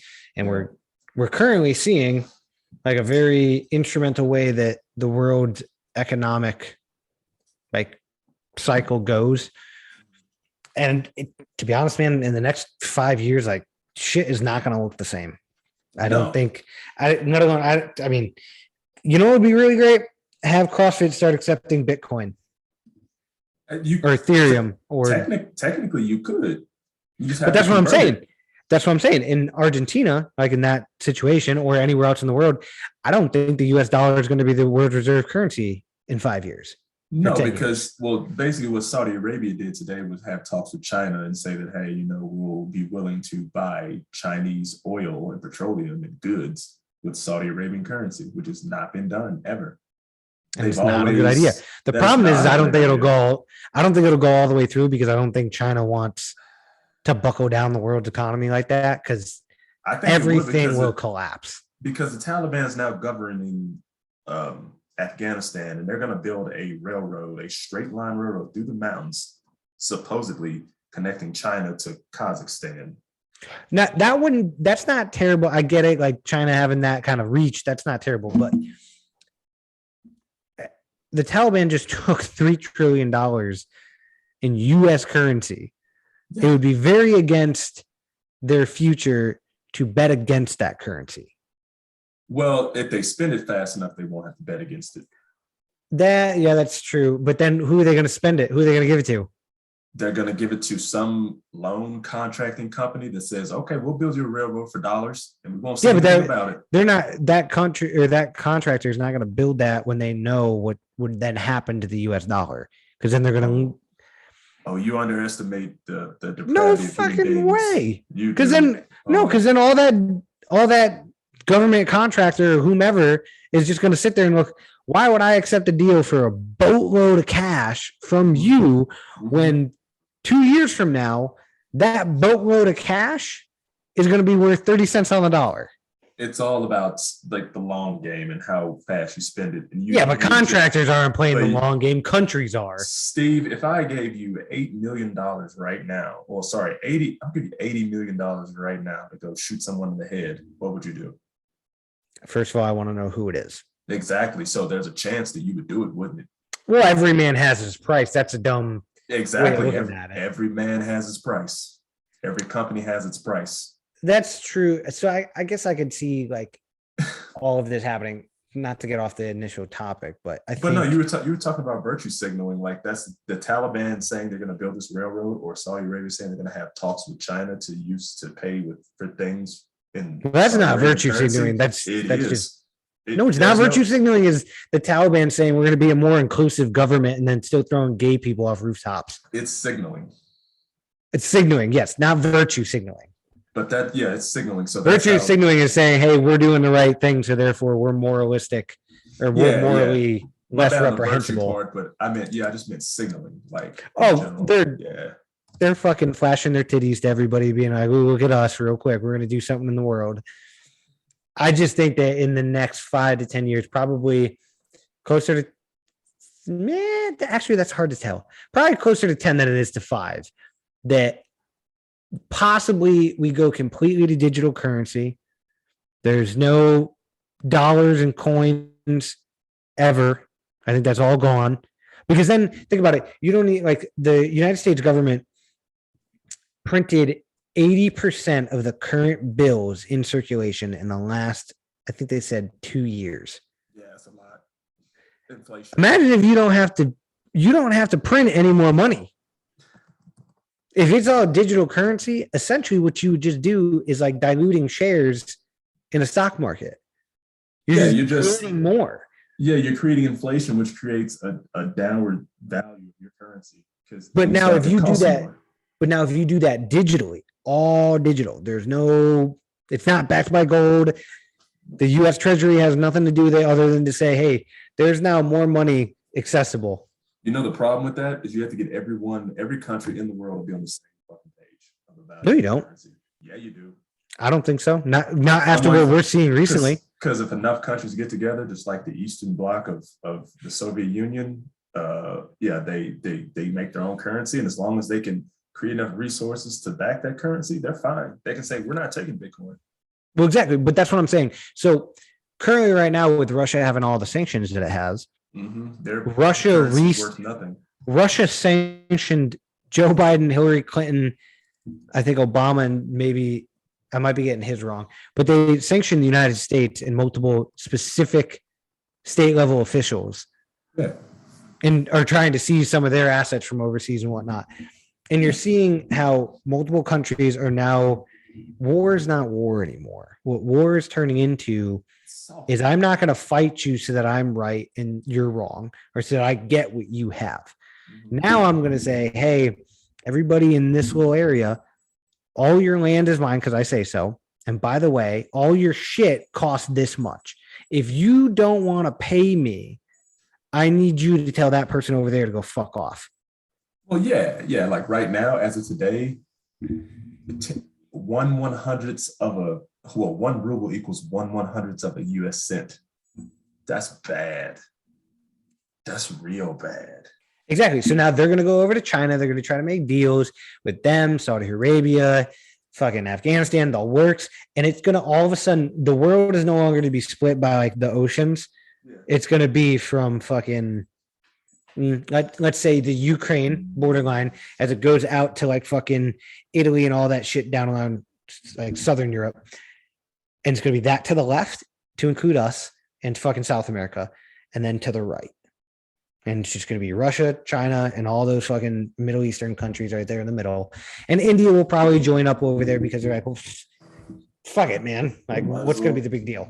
Now you understand the balance of power and what I had to deal with for 2 years. Well, then you also look at the countries of like, or the continent of Africa, the country of Australia, which is also a continent.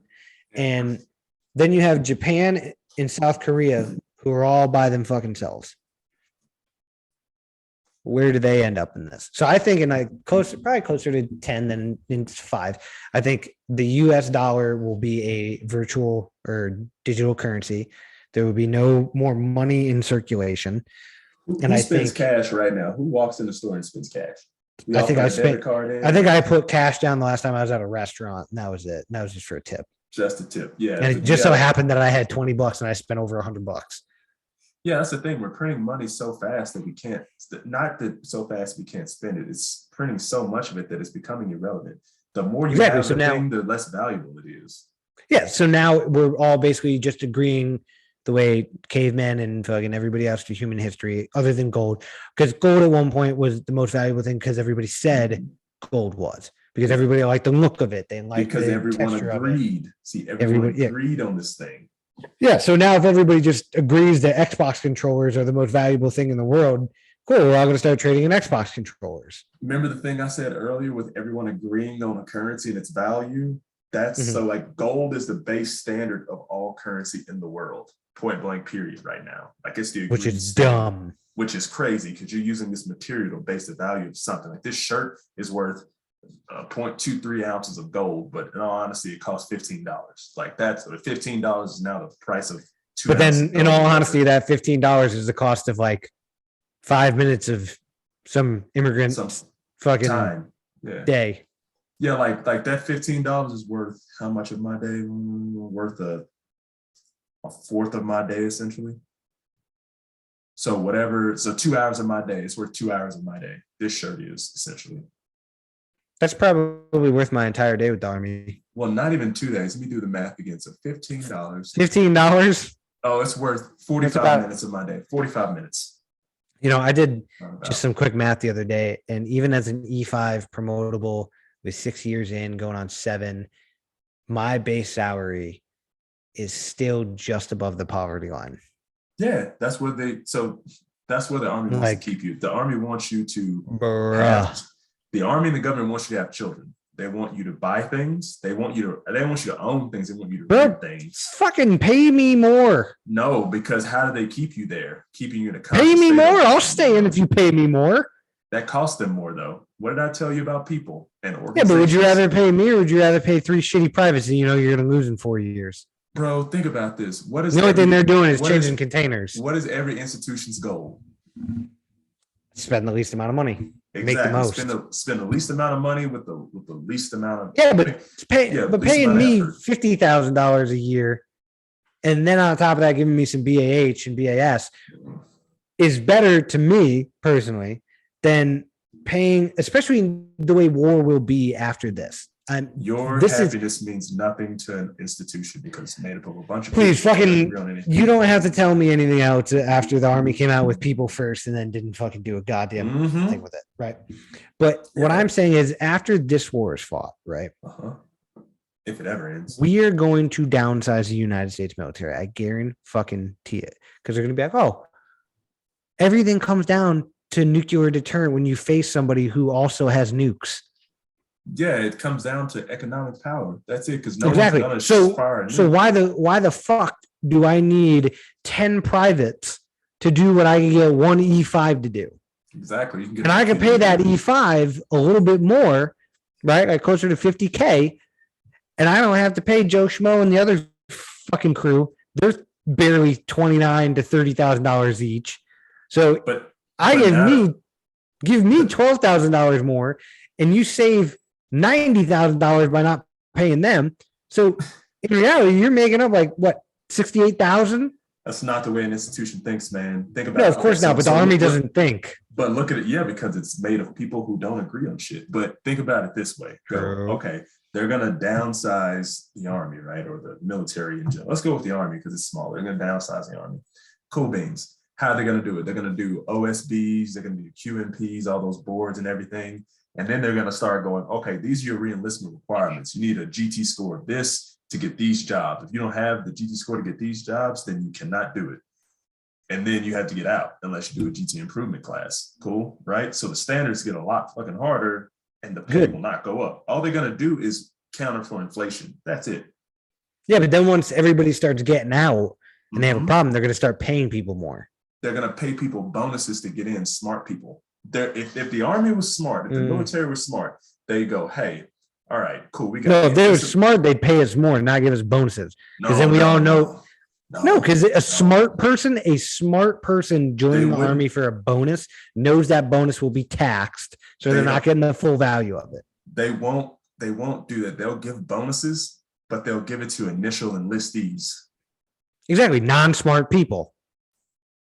Not who you were talking about. Yeah, not the people that are already in. They're going to kick them the fuck out. That's exactly. So any educated, smart person coming into the Army from here on out is going to look at, oh, you want me to do 4 years, probably more, and you're going to give me 20K. Okay, I'm only going to get 11 of that.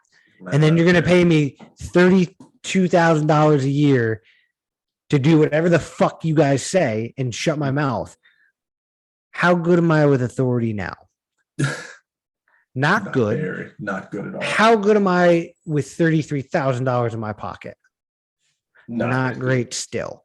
Because $32,000. Okay, if you fill up your gas tank for $40 every week, there's 52 weeks in a year. What are you fucking driving a Prius? I'm just saying, like, let's just everybody else paying $100, son. Let's just say quick math: 4 by 52. 8, that Cherokee you're driving ain't taking shit in. 2,000. So it's $2,080 a year in gas. Take that from your 32 grand. Now you're like what, 30 grand some change before taxes. Then your 32 grand is taxed at like 7%. So now you're getting like 21,000.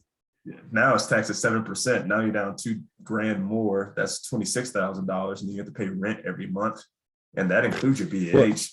Well, no, because my BAH isn't covered in the amount that I make. Okay, let's not even count your BAH or your BS. Then you have. But I mean, like still, like a soldier living in the barracks, right? Who doesn't get BAH, it just automatically goes back to the Army. That's the Army's wet dream. Oh my god, that shit fucking. That's their wet dream. Give me a good barracks room, and I would have been happy.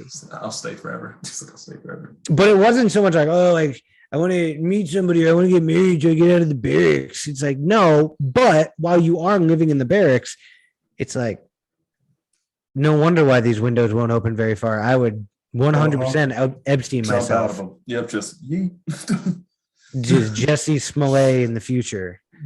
Try to blame some. Yeah, just it's like if I die, it's your fault. That man's insane. That shit had me.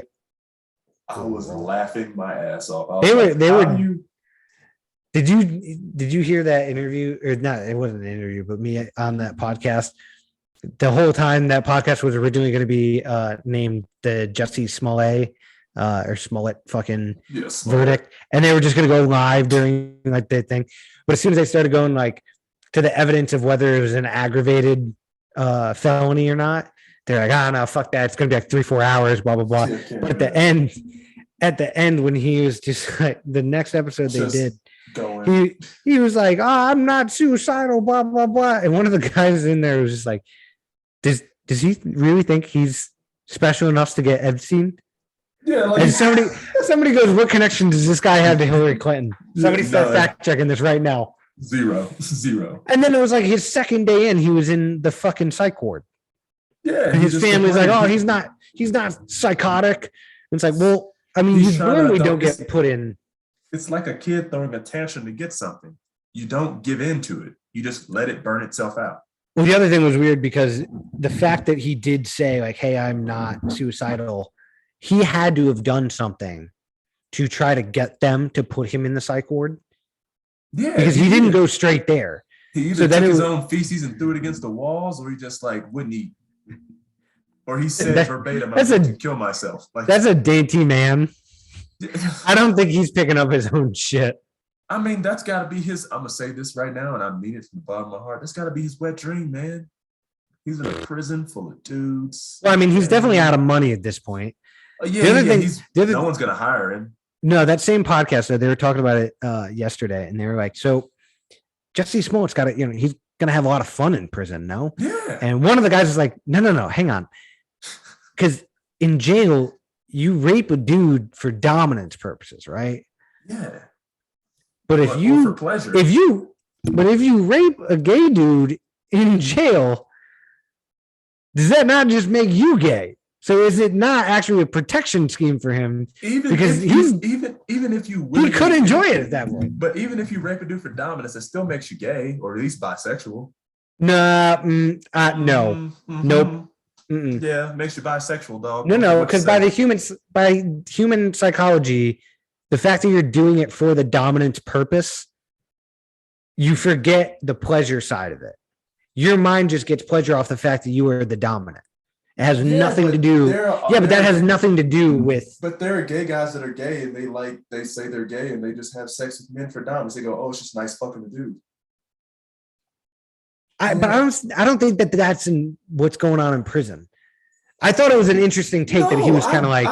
I had to do a cotillion thing in a prison. We interviewed fucking inmates, and someone were like, "Yeah, we just do it because we can't have sex with women." And I'm like, "Does that make you gay?" And they're like, "Never thought of it like that." But I was like, "At least bisexual." And they're like, "Yeah." And I'm like, "Jesus Christ." Yeah, but those are people who don't have options, so I don't necessarily trust them. Exactly. He's in the prison with no options. But so I'm saying, like, he's in prison. He's already gay, so he's already been there, done that, right? Personally, I don't know if the dude's a top or a bottom. That's not up for necessary questions. Yeah, it's okay right? to be gay. I have no problem. But no. But I'm saying the point I'm trying to get to is I don't think it's a bad thing for him to be in prison to be gay, because most straight men, once you're in prison, if you don't kill the first motherfucker you see or that steps towards you, okay, bro, get like at some point in the first 5 nights, you are getting something shoved up your ass as a guy. You're getting anally accosted. Right. If you're a gay dude and you walk in the first night, right, you don't have to necessarily murder the first person that steps at you to try to like assert your dominance upon anybody. He's just doing. You could go assert it. You could go into asserting it on your own. This is a whole other podcast. Or somebody else is just going to be like, "Hey, man, like, I don't want to go stick my thing in that because I'm not getting any dominance out of that. I don't want that." Jesus, I think that was. I know it was. Lord, this is actually a pretty good topic. We can go at this for an hour. Oh my God, I got DTS to fucking do here in a few minutes. Yeah, I gotta go to a meeting, an online meeting. I have to go. I have to go to. You know what? I'll talk about this while we're on here. What? Fuck it. Why not? What are you drinking? Oh, a body armor, a tiny one too. Tropical Punch. Oh, yeah, that's pretty good. Because I am. No, I'm not going to say it. I like the Black Mamba one, but go ahead. Black Mamba one is the ultimate fucking, that's dope. Yeah. Strawberry grape. Oh. It's got grape in it, so it's something I have. No fucking argument there. That is the best one of all time. Great. Nobody can. Another thing that Kobe Bryant brought to us that nobody can ever touch. Yeah, he should have. They should put an 81 on the side of it and circle that. Just put like all his accolades on the side. You're giving some free advertising to those people. Like, you got to stop doing this. You gotta stop being a good idea. It's body armor. They got enough advertisement. Whatever I'm putting out isn't helping them. But so I have to go to this fucking competition for Regional Health Command Central. I'm not gonna say where it is, but that's Warrior. Yeah. So the last competition I did here, they came out and said at the very beginning of the competition, they're like, hey, whomever wins this is going on to the next level. But all of you that are here will be joining him or her. And we were like, wait, what the fuck? What? No, that's not how this works. There's one winner. And they're like, no, the next one is a My Squad competition. Dude.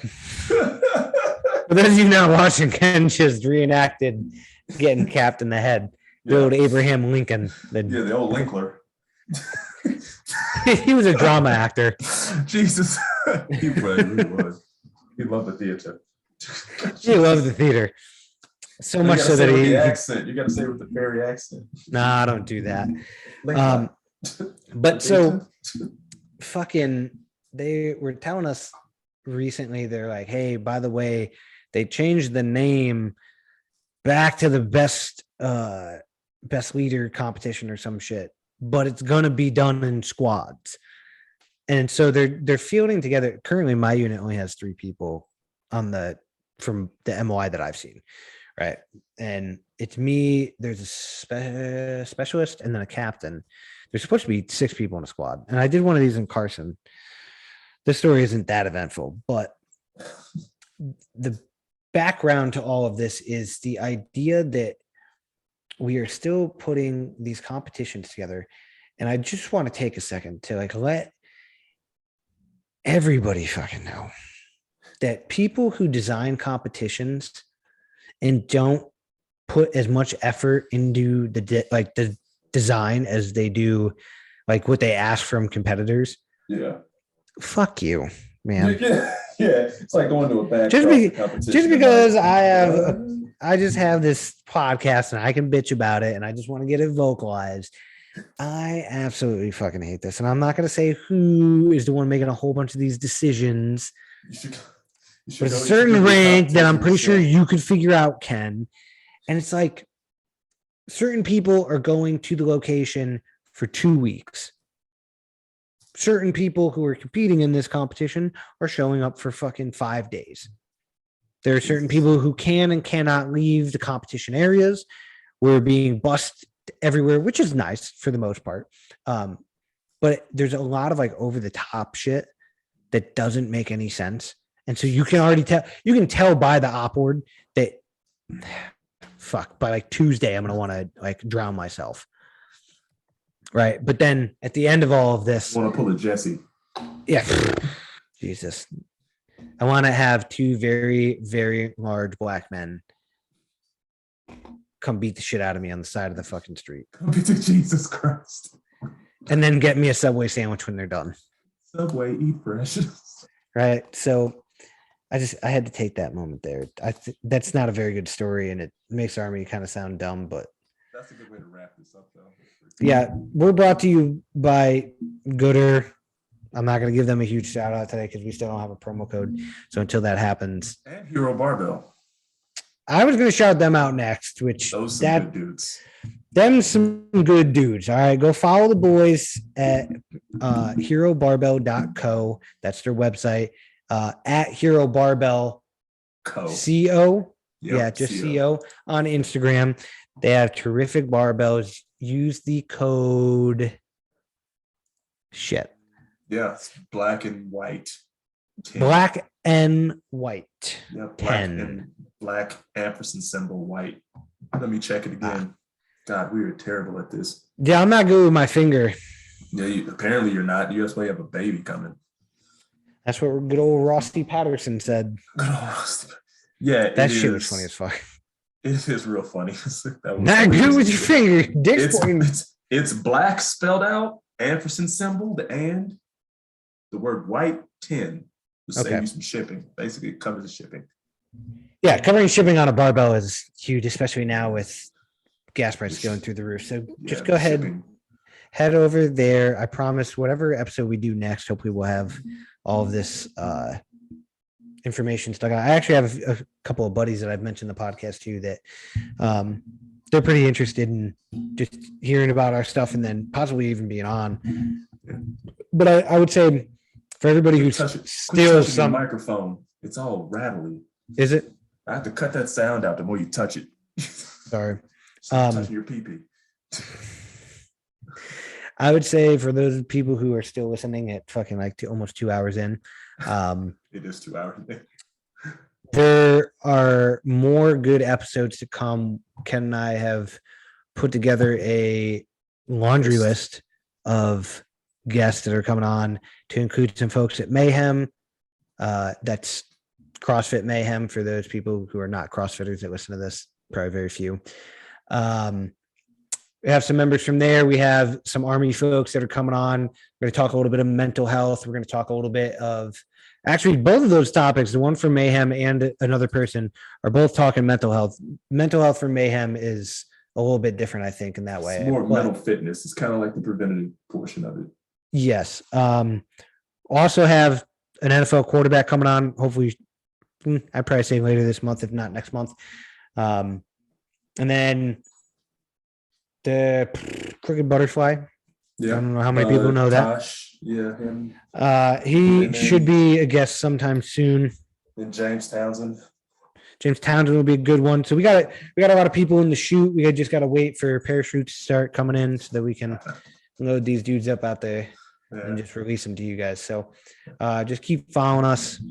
Hit us up on Instagram. Hit the follow button. Hit the like, the subscribe. Everything. Leave a comment. I know that's a big thing I've heard. That's what I learned from that podcast I was at. As they said, helps the algorithm. Algorithm. All they worry about is comments and ratings. So other than that, we can definitely hit stop on that record. See you later, folks. And then look in the bottom of the description to find out all the goodies you can get from us and follow us on our socials. So yeah. Buenos dias. Peace.